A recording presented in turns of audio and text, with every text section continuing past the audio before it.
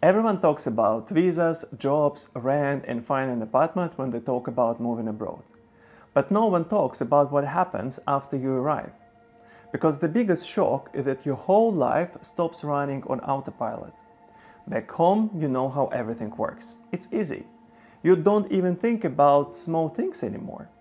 But when you move to a new country, suddenly even simple things require effort. For me, one of the biggest differences was that everything started taking much more time. Even grocery shopping. In your own country, you know which store to visit, what products to buy, what brands you like, what is expensive, what is normal, what is worth it. But in a new country, you need to explore everything again. You need to understand new stores, new products, new prices, new habits, and this is where the tiredness starts. Because you are not only shopping, you are learning. The same happens with commuting. You need to understand the buses, the tube, the train system, the routes, the apps, the delays, the prices. Even finding a place to buy clothes or basic things can become a task. So at some point, you feel like you are not productive. But maybe the truth is different. You are not less productive. Your life is just not optimized. Yet. And then there are formal things. Documents, taxes, bank cards, insurance, healthcare, appointments. In your own country, maybe you don't even think about these things because you already understand the system. But when you move abroad, the rules are different. The process is different. Sometimes even the logic is different. For me, one of the most confusing things was understanding how insurance and healthcare work. First, I needed to understand whether I needed a GP appointment. Then maybe I needed a referral letter. Then maybe the insurance company had to approve it. Then I needed to find a hospital. Then I needed to find a doctor. And I remember thinking, how can something so basic feel so complicated? This is one of the hidden costs of moving abroad.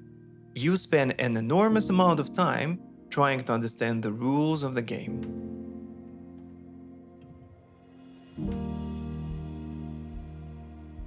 Another part people don't talk about enough is what happens to your relationship with family and friends.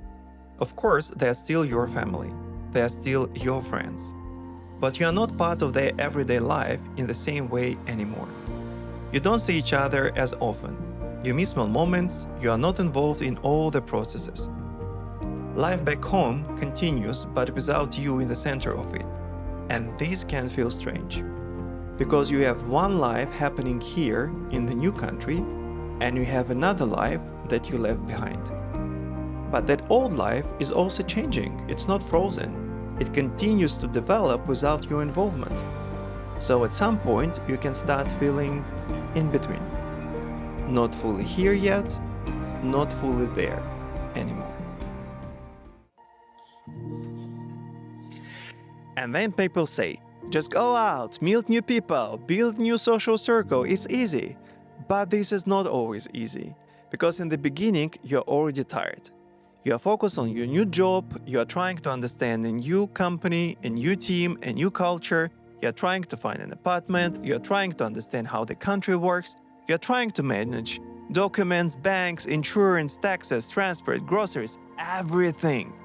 And after all of that, sometimes you come back home and you just want to lie down and hide from everyone. You don't want to talk, you don't want to explain yourself, you don't want to make an effort. And this is another thing people don't say enough. To build a social life, you need energy. But moving abroad is exactly what takes this energy away. And I think this is one of the hardest emotional parts of moving abroad, especially if you move by yourself. When things are difficult, when you are tired, when something is not working, you can start thinking, maybe I made a mistake. Because before, you had more invisible support around you. People you could meet easily, places you knew, routines that made you feel stable. And after moving, many of these things disappear at the same time. That is why moving abroad is not only about building a new life. It's also about learning how to support yourself when your old support system is no longer around you every day. There is one more thing. In the beginning, you compare a lot. You compare the new country with your old country. You compare how people behave, how services work, how expensive everything is, how slow or strange some processes are. And of course, some things will be better, some things will be worse. But if you focus only on negative things, you can become very irritated. You can become angry. You can start thinking again, maybe I made the wrong decision. My advice would be to give yourself time before judging everything too much. Moving abroad is not about changing the countries.